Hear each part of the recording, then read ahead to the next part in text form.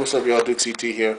Sorry I'm not doing a video for the past couple of weeks. And a week without videos. I've been just busy working and such. Um, First things first, I probably am going to be talking about the whole Monday Night Raw versus TNA Impact. I'm just going to do a video about that. But this seems to be a lot more important. NoDQ.com is basically asking the question: did Test have the same brain injury as Benoit? According to, I'm reading from the article that NoDQ.com, and I will put the link up in the description.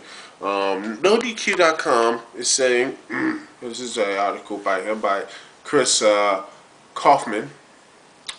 According to the article by ESPN.com, it is reported that Andrew Test Martin suffered from the same brain issues as Chris Benoit. The article states the following: Dr. Bear Amaru, the co-director of the Brain Injury Research Institute, told ESPN that Martin suffered from chronic traumatic encephalopathy. I can't pronounce that last word. It's CTE. Stemming from repeated blows to the head. Martin is the second former wrestler to be linked to CTE after Chris Benoit. The amount of CTE found in both Martin and Benoit were closer to the levels of Alzheimer's patients. The WWE issued a responding statement to ESPN. While this is new emerging science, the WWE is unaware of the veracity of any of these tests, be it for Chris Benoit or Andrew Martin. Dr. Amaru claims that Mr. Benoit had a brain that resembled an 85-year-old with Alzheimer's, which would lead to one to ponder how Mr. Benoit would have found his way to an airport, let alone been able to remember all of the moves and information that is required to perform in the ring. WWE has been asking to see the research and test results in the case of Mr. Benoit for years, and has not been supplied with them. Also has a quote from Don Marie, which says, "I grew up with these people. It's devastating to think that their career choices and their passion were just the same as my own, destroyed them from the inside out, literally. In this business, we are constantly hitting our heads. I don't even wrestle a fraction what they did, and I feel that the pain every day. I can't imagine what they felt." And you know, it's Don Marie who founded Wrestlers Rescue. And let's see if I can find a.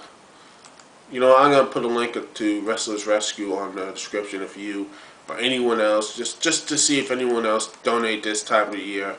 I would like to see people, because I think that would be an interesting thing, if you have some extra cash lying around after the holidays or something. Yeah, wrestlersrescue.org.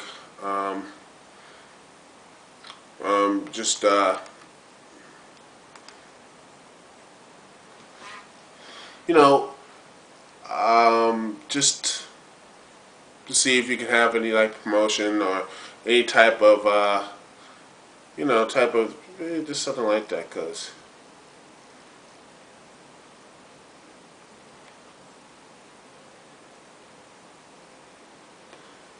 yeah,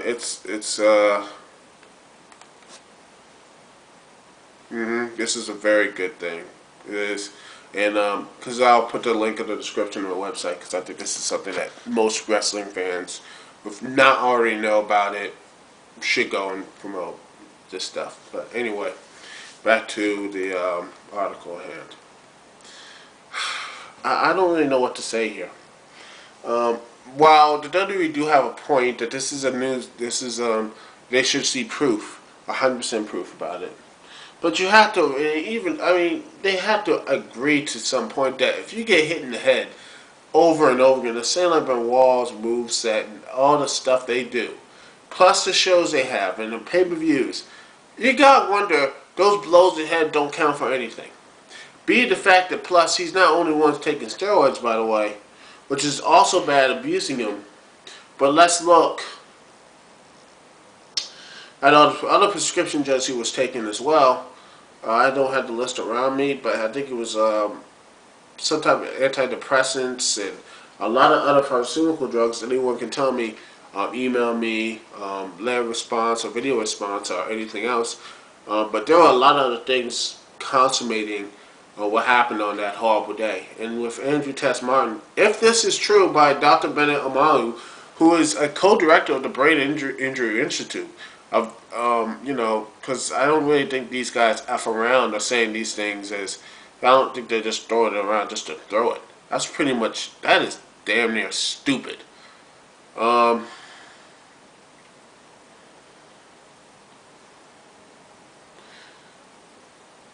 if this is all true, then you know that WWE has to really, and TNA and then Ring of Honor and all these other wrestling companies, including the hardcore ones, CZW. But you know what? They probably wouldn't look at this and probably wipe their ass with it. I don't know what everything else, but it just seems to me they have to take heed to say, maybe we shouldn't take like so much hardcore gimmick matches. I mean, what about Desmond Wolfe, who had some injuries about concussions and such? I think TNA needs to look and say, are we sure we should put this guy through hell, like a cage match or like a last man standing match or any type of hardcore type match? No, same thing with Kurt Angle, same thing with even Samoa Joe, AJ Styles. Oh, what about Abyss or Big Foley? You don't know what's going to happen with these guys 5 or 10, 15 years from now. No one really truly knows. Because these are young guys. Andrew Martin was 33 years old when he died this year. He was about to turn 34. 33 years old. Let that sink in. 33 years old. Dead. And Chris Benoit, he was like barely 40. I think he was 41 or 42 years old. There is something seriously wrong here. There is seriously something wrong in this profession. We have young men. And these are just the recent ones. There are probably a heck of a lot more. A hell of a lot more.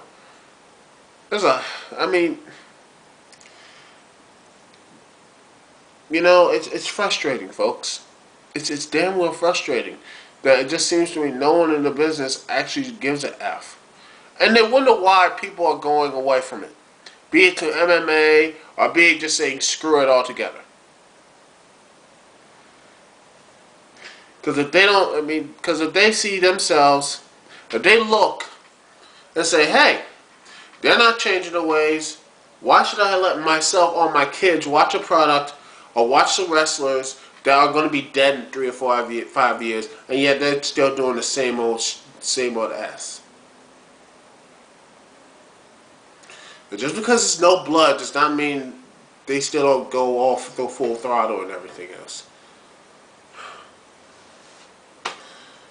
The WWE really wanted to protect their wrestlers. They would cut down these pay-per-view events. They would cut down these dates. Do they really need to go around the world or go out on tour for basically not almost 85 to 95% of the year? No, they don't. I don't care if they're independent contractors or not. Just damn near slave labor. I don't know what else to say. Slave labor. And you have to sit there and wonder, here's the thing. Should I keep supporting this? Should I keep supporting a business that does this, that have a company like this?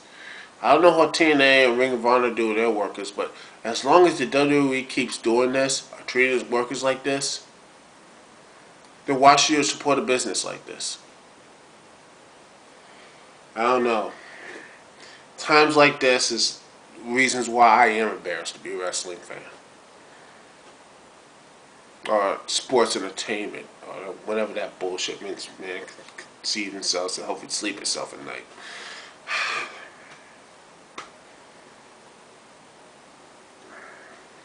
Yeah. Duke CT here. Peace and love. I will see y'all when I see y'all. one.